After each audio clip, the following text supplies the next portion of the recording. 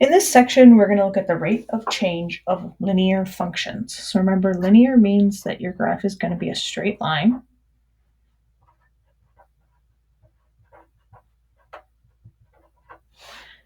And this happens because you have a constant rate of change.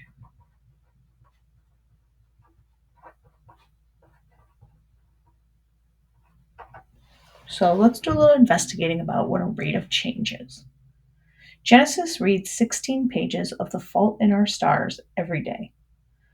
Zuli reads 8 pages every day of the same book. Represent both situations on the graphs below using the same scales on the axes for both graphs. So graph 1 is about Genesis and graph 2 is about Zuli. And we're going to say the x-axis will be days. So how many days they've been reading. The y-axis is going to be their total pages.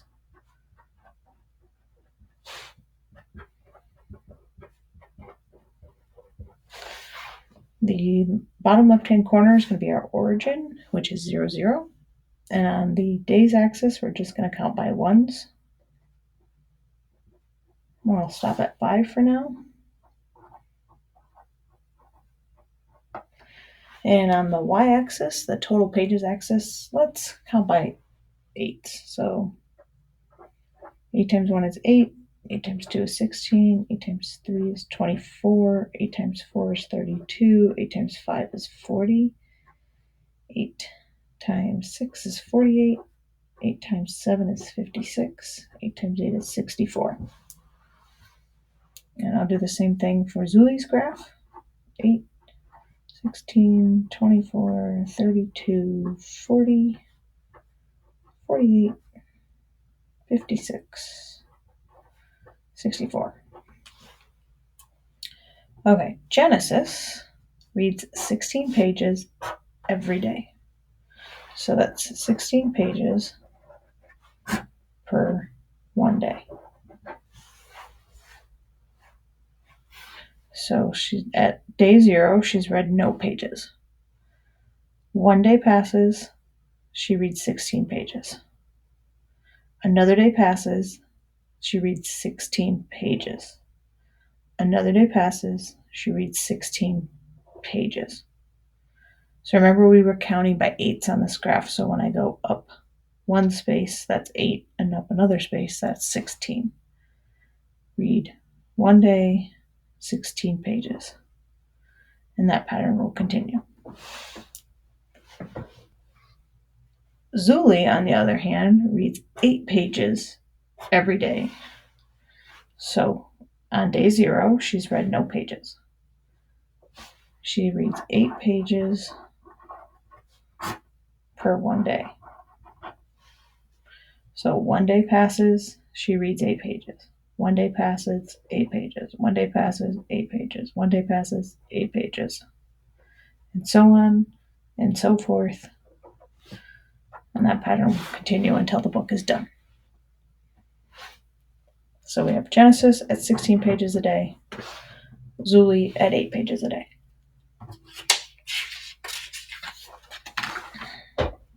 Aaron loves cherry Coke. Each mini can contains 100 calories. Jacoby likes to munch on carrot snack packs. Each snack pack contains 40 calories. Represent both situations on the graphs below using the same scales for both graphs. So our x will be the number of snacks. So the snack could be a pop, or the snack could be the carrots. And our y-axis is going to be total calories.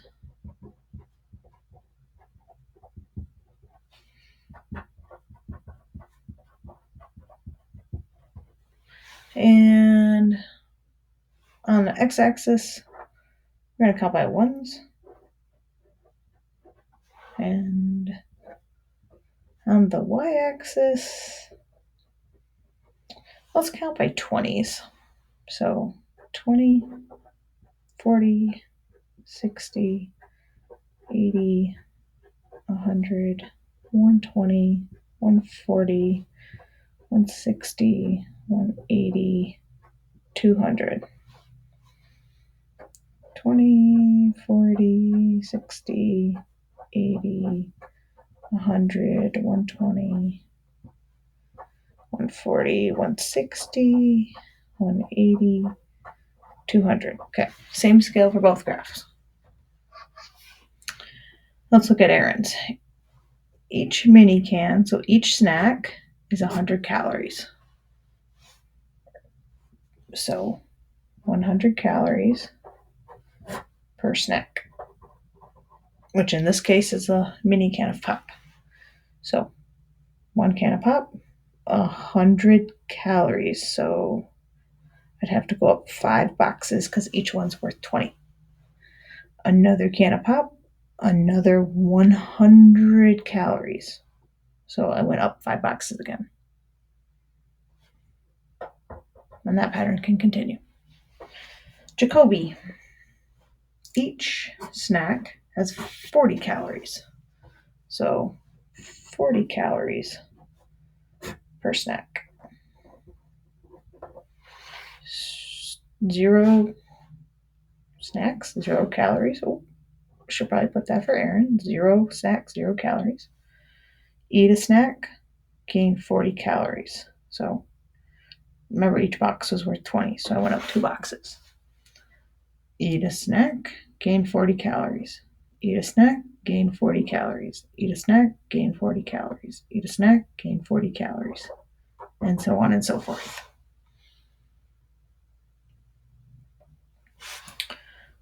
So what is the rate of change of each of these graphs? So in graph 1 for Genesis,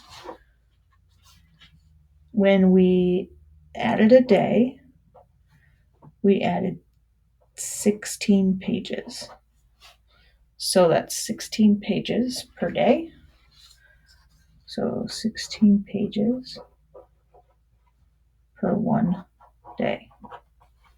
For graph 2, for Zuli, she was reading 8 pages a day. So when we added a day, we added 8 pages. So went over 1 box, which is a day, and up 8, which is only a box. So she was reading 8 pages a day.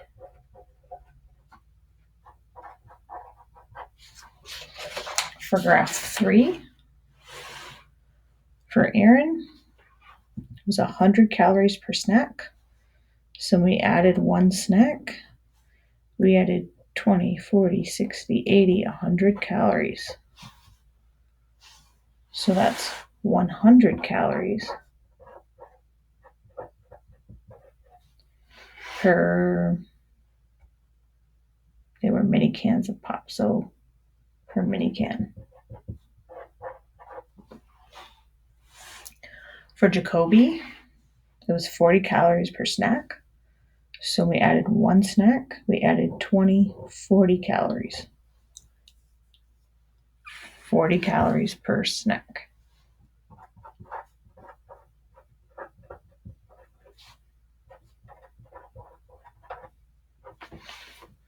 So when we are finding these rates of change, how many pages or calories per one, this is also called the slope of the line.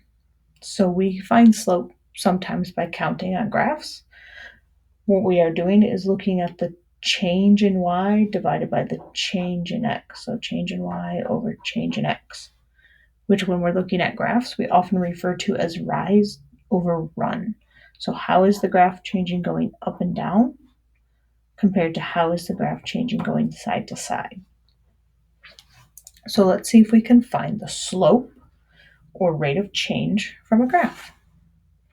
So here we have a graph that's representing the hours somebody is doing something and how many miles they've traveled.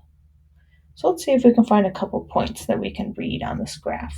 So it looks like maybe we have a point here at 150 and another point here at 150. So if I think about this in terms of rise and run, I'm going to be rising till I get straight across from my other point and then running until I'm back on the line. So initially it looks like I went up 2 boxes and over 2 boxes. But keep in mind, our scale on the y-axis is not 1. Our scale is 50. So if I go up 2 boxes, I've actually gone up 2 times 50, which is 100. And on the x-axis, they are counting by 1. So when I go over by 2 boxes, I have gone over 2 hours. So we're talking about rise of 100, which is in miles, over or divided by the run, which is 2 hours. So 100 miles per 2 hours. If we divide that out, we'll get 50 miles per 1 hour, or 50 miles per hour. Every time the person travels 1 hour, they gain 50 more miles. And that is constant for the whole problem. Drive an hour, gain 50 miles. Drive an hour, gain 50 miles. Drive an hour, gain 50 miles. Let's try another one. Consider the following graph. Kesha's vacation souvenirs. What is the rate of change of the graph? So let's get a couple points that we can actually read. This one here at 2.6 and this one here at 4.12. So if I need my rate of change, I need a rise and a run. So straight up, straight over, so I can get from point to point. On the y-axis, they're counting by 2s. So if I go up 1, 2, 3 boxes, that's 3 times 2, which is 6.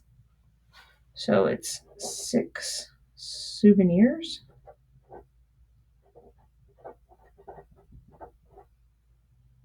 Per, let's see my run. I'm going to go over 1, 2 boxes.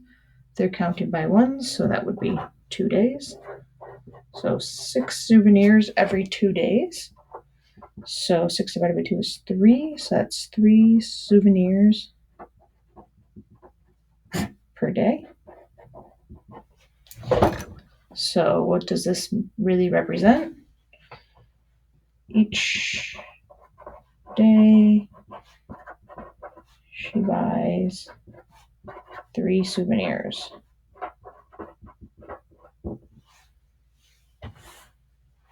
So, or you could say it's 3 souvenirs per day. Let's look at a scatter plot. Freedom High School collected data on the GPA of various students and the number of hours they spend studying each week. A scatter plot of data is shown below with the line of best fit. So they have collected all this data. There's clearly an upward trend, meaning the more time they study, the higher their GPA is. And we're going to ignore all of the dots and try to find some points on the line that we can actually read. So I think we'll go with the y-intercept here, which is 0 and 0.4, and then maybe this point here that's right above 2 hours. It looks like it is a pretty good point, so we would be going up and over, and it looks like we're going up 1, 2, 3, 4, so 0.4 of a GPA and over 2 hours. So our rise is 0.4 GPA over 2 hours, which works out to be 0.2 GPA over 1 hour. So what does that mean? For each additional hour that somebody studies in a week, they would expect their GPA to be 0.2 higher. So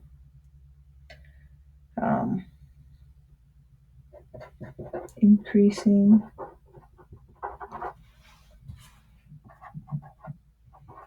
study time by 1 hour a week increases GPA by 0.2. Or in other words, they're gaining 0.2 GPA per hour.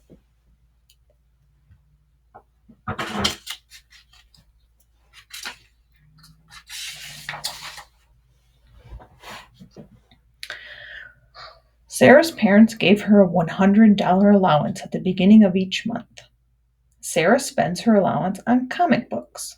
The graph below represents the amount of money Sarah spent on comic books last month.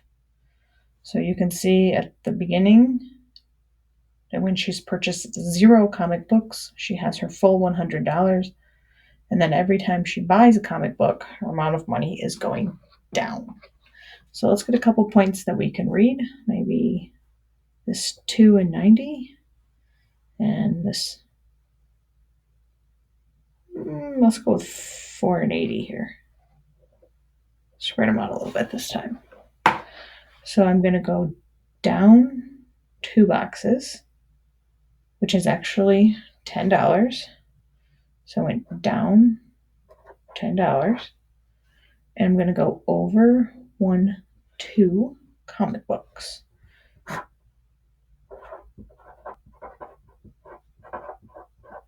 So my rise was down 10 and my run was 2. Negative 10 divided by 2 is negative 5. So negative $5 per 1 comic book.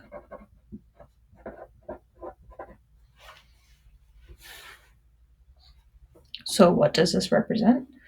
It represents that Sarah spends $5 per comic book, or Sarah decreases her amount of money by $5 each comic book. Sarah decreases her money $5 per comic book. And this one is a negative because the line is going downhill, so we had to count down 10.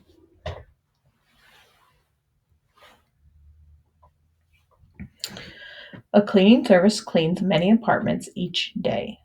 The following table shows the number of hours the cleaners spend cleaning and the number of apartments they clean during that time. Represent the situation on the graph. So we've got hours, which will be X, and apartments cleaned, which will be Y. So apartments cleaned, hours. Let's call the bottom left-hand corner the origin, or 0, 0. Count by 1 on the x-axis. And count by 1 on the y-axis.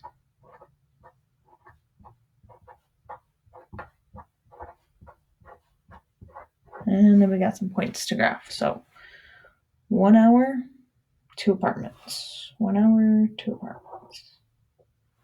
2 hours, 4 apartments. 2 hours, 4 apartments. 3, 6. And 4, 8. And there's our graph. It's definitely a straight line, so this is linear. And it looks like every time we add 1 hour, we add 2 apartments. So 1 hour, 2 apartments.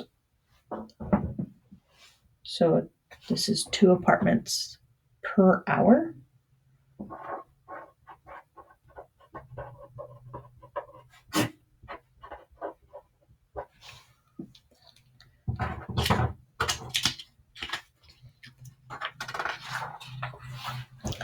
The data suggests a linear relationship between the number of hours spent cleaning and the number of apartments cleaned.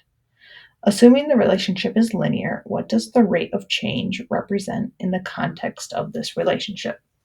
The number of apartments cleaned after 1 hour? Well, we do know how many apartments they've cleaned after 1 hour. It's 2. But they want to know what the rate of change represents. And that's not a change, that's just a point. The number of hours it took to clean 1 apartment? I don't think so. Possibly. A is definitely out. The number of apartments cleaned each hour. that seems to be fitting with what our fraction is sum of our apartments per hour. This one would have the number of hours it took to clean an apartment would be hours in the top, apartments on bottom, and that's not how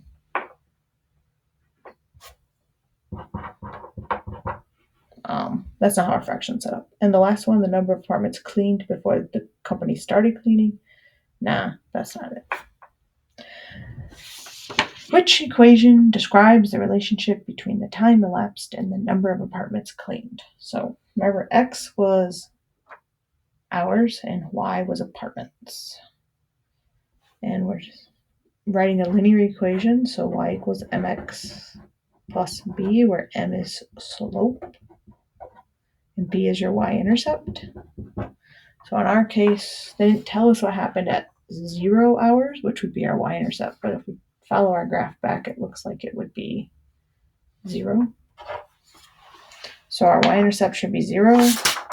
Our slope was 2 apartments per hour, or 2. So we need something that has a 2 here and a 0 here. And this has a 1 and a 0, so no. This has a 1 and a 2, so no. This has a 2 and a 0. That looks like it's it. And D's out because it has 2 for slope and 2 for y-intercept. So C it is.